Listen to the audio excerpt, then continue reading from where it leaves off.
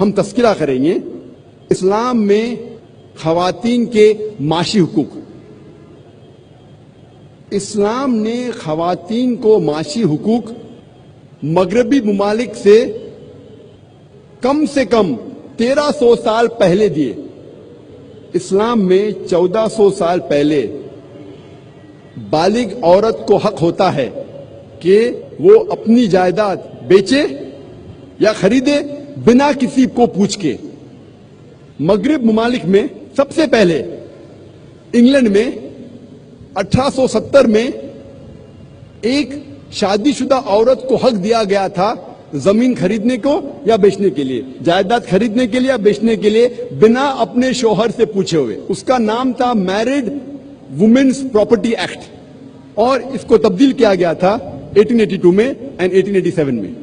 سب سے پہلی بار اسلام نے یہ حق عورت کو مغربی ملک سے 1300 سال پہلے دیے.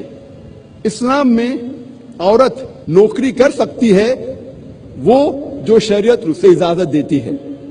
کوئی بھی قرآن میں آیت نہیں ہے یا صحیح حدیث نہیں ہے جو حلال کام کرنے سے عورت کو روکتی ہے، لیکن اسے اپنے حجاب کو مینٹین کرنا چاہیے. حجاب کو اختیار کرتے ہوئے اگر نوکری کرنا چاہے تو کر سکتی ہے.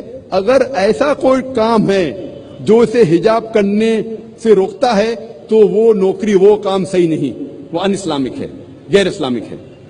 وہ کام جو جسم کی نمائش کرتا ہے، مثال کے طور پہ ڈانسنگ، فلم ایکٹنگ، ماڈلنگ، یہ سارے کام حرام ہیں.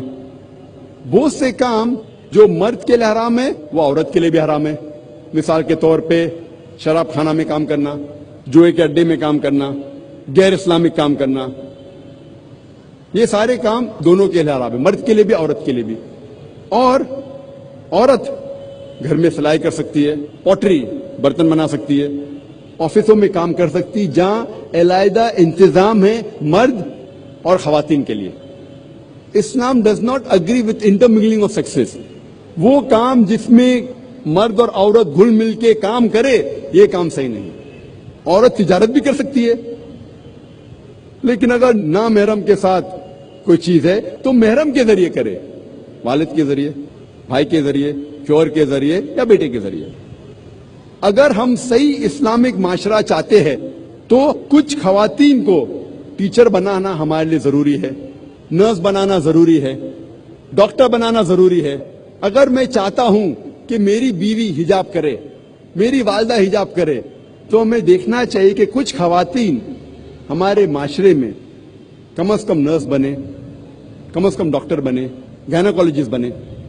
لیکن اسلام میں خواتین معاشی طور سے بڑے ذمہ ہیں، ان کے اوپر کوئی فائنینشیل obligation نہیں ہے. فائنینشیل obligation اسلام میں، معاشی ذمہ داری اسلام میں مرد کی ہے.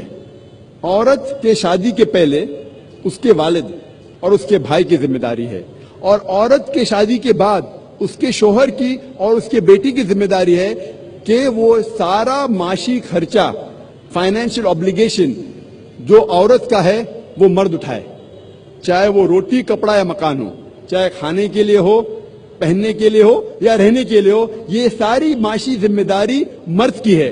عورت کو زندگی بسر کرنے کے لیے کام کرنے کی کوئی بھی ضرورت نہیں.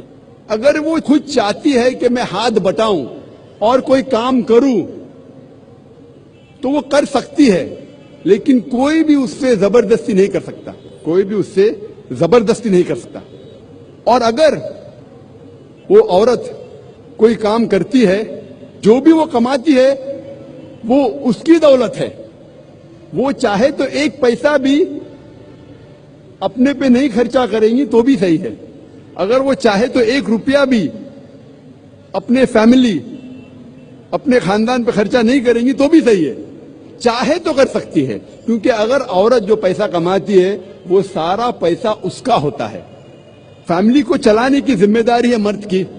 اسلام میں چاہے بیوی غریب ہو یا امیر ہو، چاہے شوہر غریب یا امیر ہو، وہ شوہر کی ذمہ داری ہے کہ معاشی خرچہ، سارا فائنینشیل خرچہ گھر کا وہ اٹھائے. اگر عورت چاہے تو کام کر سکتی ہے لیکن اس سے کوئی زبردستی نہیں کر سکتا.